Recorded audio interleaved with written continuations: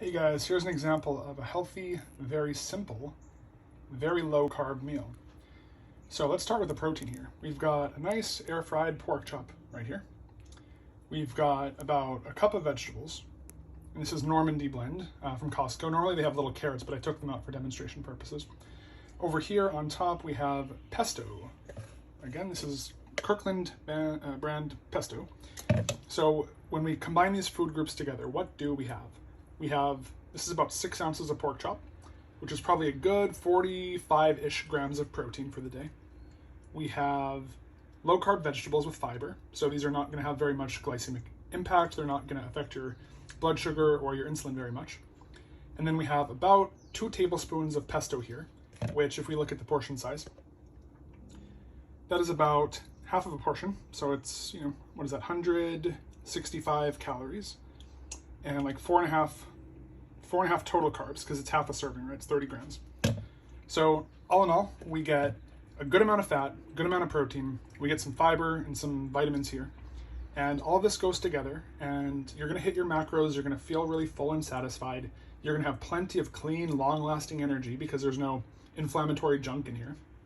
Like we're not doing the wraps and the keto bread and that sort of thing.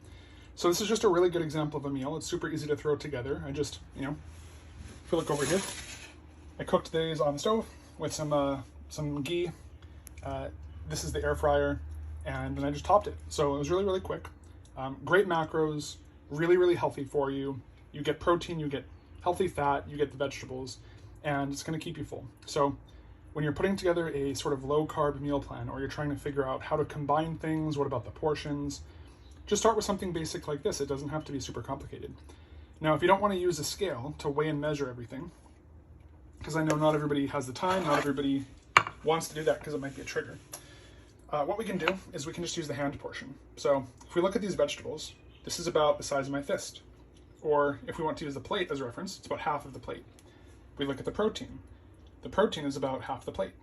And again, if we use my hand for reference, I'm a big guy, so it's my entire hand. But if you're kind of a smaller lady, probably about half of this or so is going to be the size of your palm. It'll take up most of the quadrant of the plate. And then the leftover space, you put a couple tablespoons of fat.